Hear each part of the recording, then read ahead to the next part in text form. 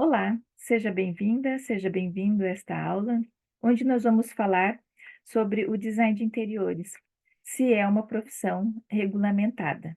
E sim, conforme a Lei 13.369, de 12 de dezembro de 2016, né, que dispõe sobre a garantia do exercício da profissão do designer de interiores e ambientes, e dá outras providências.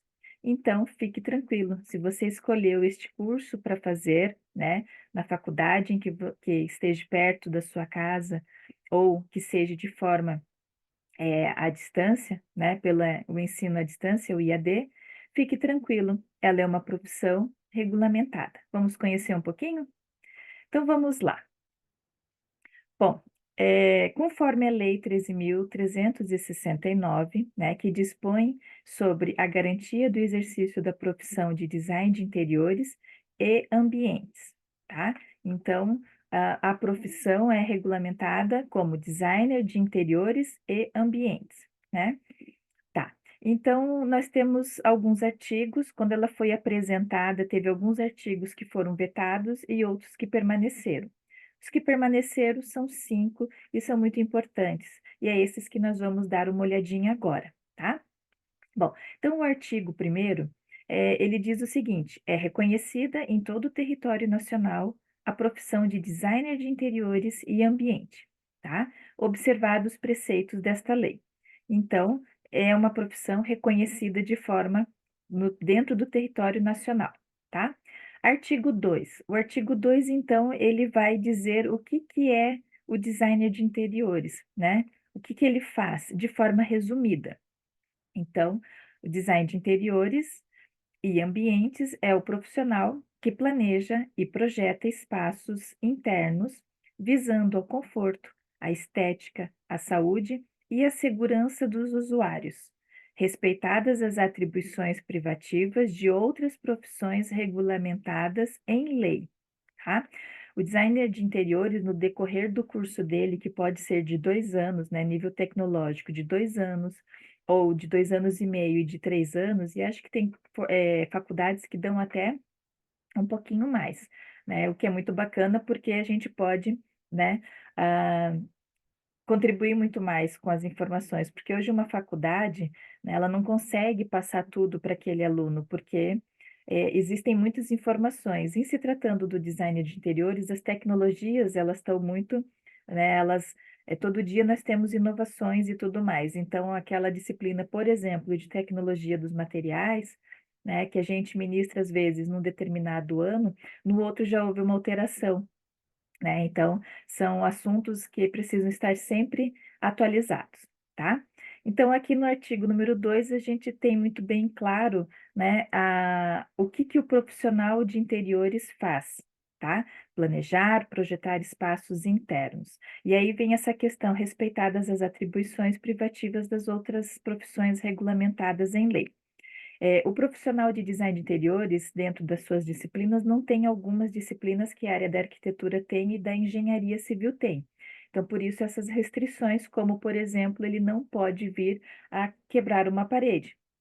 Nesse caso, ele faz uma parceria com o arquiteto ou com o engenheiro civil, apresenta a proposta, esses profissionais vão analisar essa edificação, essa estrutura, e eles vão dar o ok, né? E aí, eles dando ok, segue o projeto do design de interiores, né? Em parceria com esses outros profissionais, tá bom?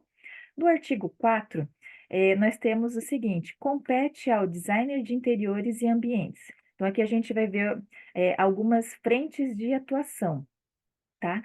Estudar, planejar e projetar ambientes internos existentes ou pré-configurados, conforme os objetivos e as necessidades do cliente ou usuário, planejando e projetando o uso e a ocupação dos espaços de modo a otimizar o conforto, a estética, a saúde e a segurança de acordo com as normas técnicas de acessibilidade, ergonomia e de conforto luminoso, né? Ou conforto lumínico, tá? Térmico e acústico, devidamente homologadas pelos órgãos competentes. Então, vejam, né? O projetar design de interiores, né? Ele vai muito além de combinar uma cortina com a estampa do sofá, né. A gente percebe aqui que a lei deixa muito claro essas responsabilidades em relação, né, aos objetivos e às necessidades, tá, do cliente e do usuário, tá, conforme aí otimizar conforto, estética, saúde e segurança, tá.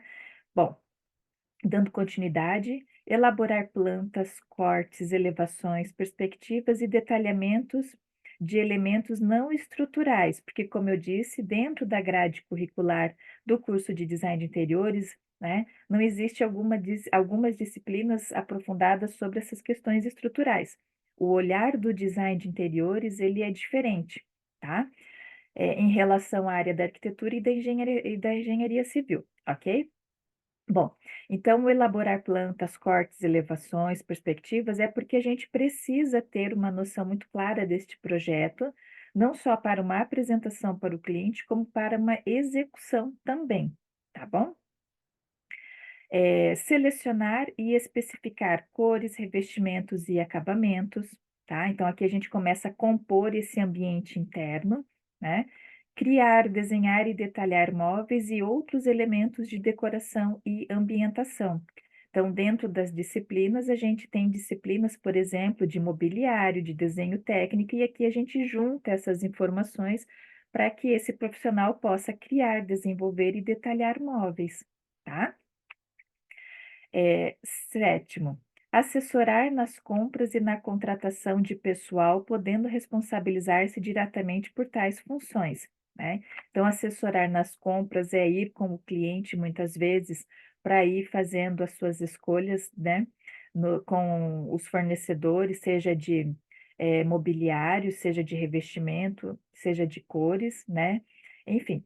Então, assessorar nas compras e também na contratação desse profissional, ou seja, nesse gerenciamento do andamento da obra, tá? Isso também está dentro aí do que o designer de interiores pode fazer, tá bom? Inclusive, ó, no gerenciamento das obras, tá? E na fiscalização de cronogramas e fluxos de caixa, ou seja, né, gerenciar, tá? Oitavo, propor interferências em espaços existentes ou pré-configurados internos e externos, contínuos aos interiores, desde que na especificidade do projeto de interior, né? Ou seja, esta varanda já tem que estar executada, porque aí a gente vai, né, só mexer com o olhar interno desse espaço que já está coberto, que já está estruturado, tá?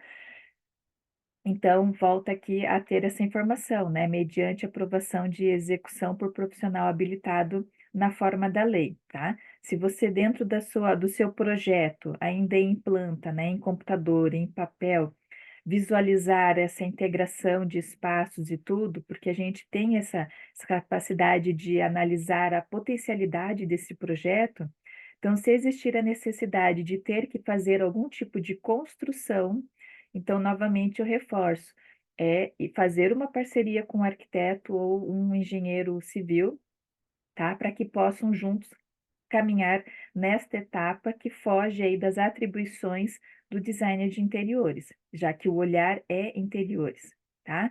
Mas andando em parceria, o projeto dá continuidade, tá bom? Nono, prestar consultoria técnica em design de interiores. É pegar um espaço, muitas vezes, que já existe, esse cliente traz para a gente a problemática de que ele não está bem, não está confortável, e a gente presta esta consultoria técnica e indica os pontos de melhorias, né? E o que pode ser melhorado. Desempenhar cargos e funções em entidades públicas e privadas relacionadas ao design de interiores. Então, muitas vezes, se houver aí, por exemplo, concursos e que tenha vaga para os formandos, né, os formados aí de design de interiores, existe essa possibilidade de desempenhar cargos e funções, então, em entidades públicas. Exercer o ensino e desenvolver pesquisas, experimentações e ensaios relativos ao design de interiores, ou seja, ministrar aulas nas faculdades, respeitando sempre alguns critérios institucionais de cada instituição de ensino superior, que muitas vezes pode vir a exigir não só a sua bagagem dentro da sua área de formação, que é o design de interiores, mas às vezes algum curso de pós-graduação que seja, né, um aprofundamento da sua especialidade profissional e também uma pós-graduação que esteja relacionada à metodologia do ensino superior, tá bom? E aí a gente vai finalizando o artigo 4 com observar e estudar permanentemente o comportamento humano, né? Então, os estudos estão sempre no nosso cotidiano, para que a gente possa entender o ser humano e entender as tecnologias novas que estão sendo ofertadas, tá bom? Aí vem a questão do parágrafo único que diz: atividades que visem as alterações dos elementos estruturais devem ser aprovadas e executadas por profissionais capacitados e autorizados na forma da lei. Ou seja, aquela questão da parceria com profissionais como os arquitetos e engenheiros civis, tá? Último artigo, podemos dizer assim, dentro da Lei 13.369, diz o seguinte: o design de interiores, né, e ambientes, no exercício das suas atividades e atribuições, deve zelar principalmente, aqui vem as responsabilidades desta profissão e deste profissional, que é zelar, então, pela conduta ética, zelar pela transparência para com seu contratante, prestando-lhe contas e atendendo-o quando às suas necessidades, zelar pela sustentabilidade, e hoje em dia mais do que nunca, né? Zelar pela responsabilidade social, tá?